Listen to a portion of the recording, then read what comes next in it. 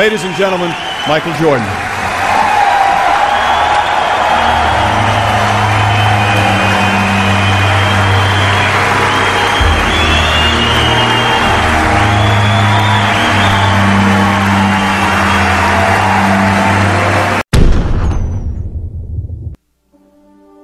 Every day, the first person there before the sun would be Jordan. And he was there because he wasn't good. He would work with a batting instructor and work all day long and be the last person to leave every night also. I asked him what it was like for him in the morning. And Jordan said, I get up before the sun comes up and I make myself some breakfast by myself. He was down there alone. And I get in the car and I'm driving to spring training, and there's no one really out on the roads yet. And I look at the seat next to me, and I see my dad. And I talk to him. I think to myself, Pops, we're doing this. We're doing this together. And the day would end, and he would say to the batting instructor, can we do a little more? I think I'm getting this. I think I'm learning this. I think I'm getting this. And that's when Sports Illustrated put him on the cover, saying that Michael Jordan has embarrassed baseball. And as I would watch him there every night as the sun was going down and the other ball players had left, and I would see this guy working to get better, Michael Jordan working to get better, I couldn't help thinking that if you ever have children, you ought to pray that they grow up someday to embarrass you like this.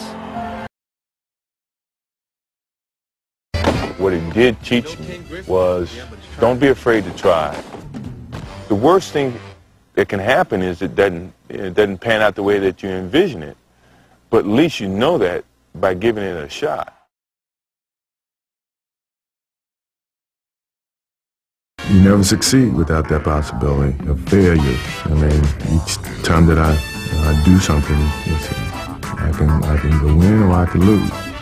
And that inner confidence that you got to have to take that chance.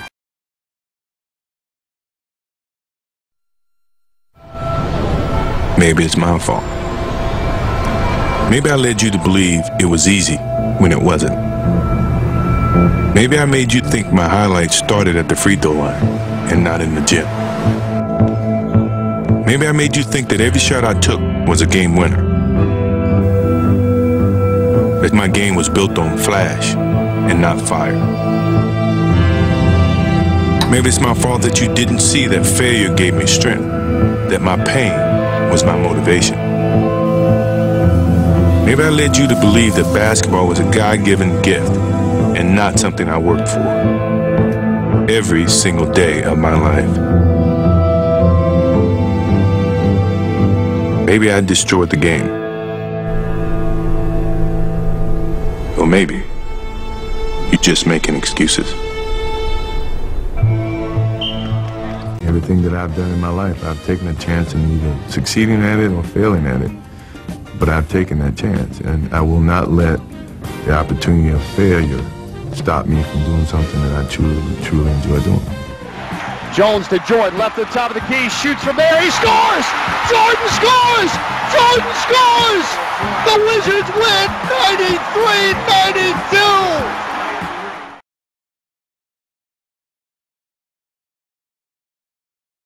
You've had a lot of fantastic moments in sports. What's the greatest moment? I mean, what started everything, you Don't say that. don't say the shot against Yeah, Jordan. that was the greatest moment because I think that took me from if I had any doubts about playing on college level or playing with the big guys, that shot gave me the confidence that I belonged where I was, and that it was, if you put your mind to doing whatever you want to do, good things can happen, so before anything else happened with Michael Jordan outside of that game and against you guys, that shot gave me the idea that I could be better than what people think, and I can, surpass any expectations that I may have for myself.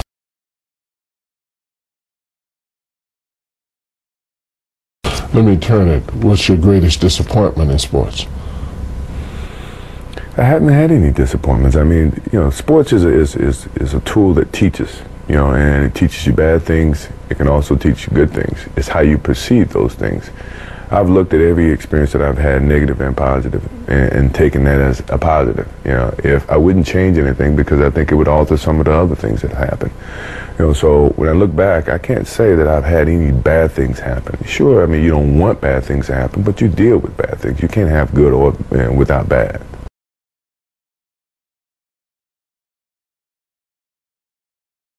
Who's your favorite guy to play against? Myself. If I can really elaborate on why I said myself more so than another athlete, is that because a lot of times I had to battle with myself to keep challenging myself. You know, that to me was why I would say that the biggest battle was myself, because when you get to a certain pinnacle, you got to find some ways to keep going out there for 82 games.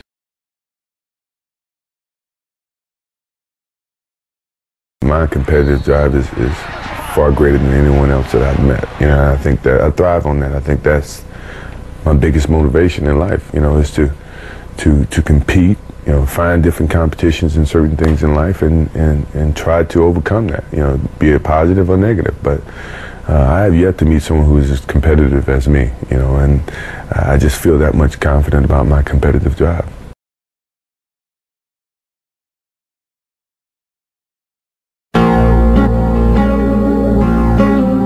I've missed more than 9,000 shots in my career.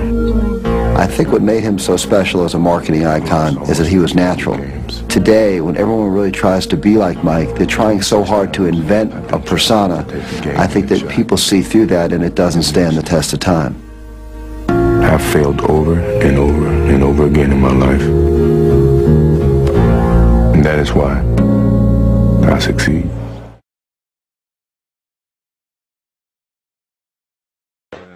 He runs his corporate empire from high atop Chicago, the city that made him famous.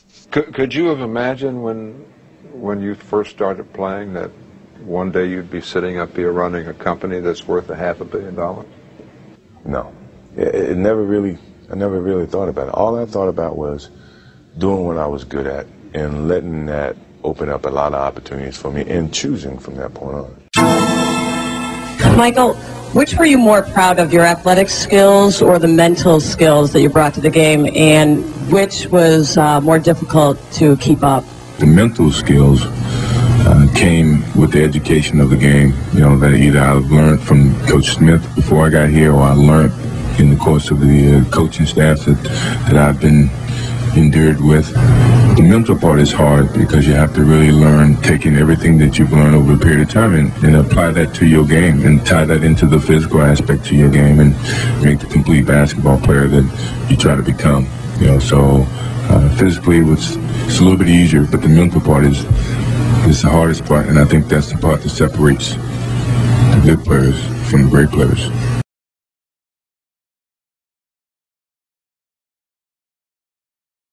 There's a lot of conversations about what your game is capable of achieving, and I'm a firm believer that if you have a good game, your game is going to say that. You know, you don't have to say it. So I guess just trying to play down some of the trash talking, you know, animosity that's in words and the whole promotional thing. Let your game be your promotion, your marketing tool, and that was our whole era. You know, our game gave the labels of what our basketball skills were, and then the marketing came back around that. Now it's changed, you know.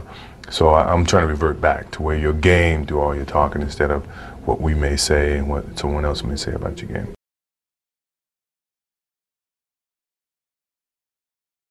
As you leave the game, what message do you want to leave to young athletes that are coming on? Be true to the game, because the game will be true to you. If you try to shortcut the game, then the game's going to shortcut you. If you put forth the effort, you know, good things will be bestowed upon you.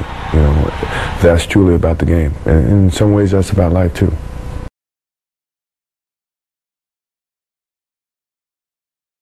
One day you might look up and see me playing the game at 50. Oh, don't laugh. No, no.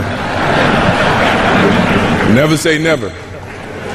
Because limits, like fears, are often just an illusion. Thank you very much. Look forward to it.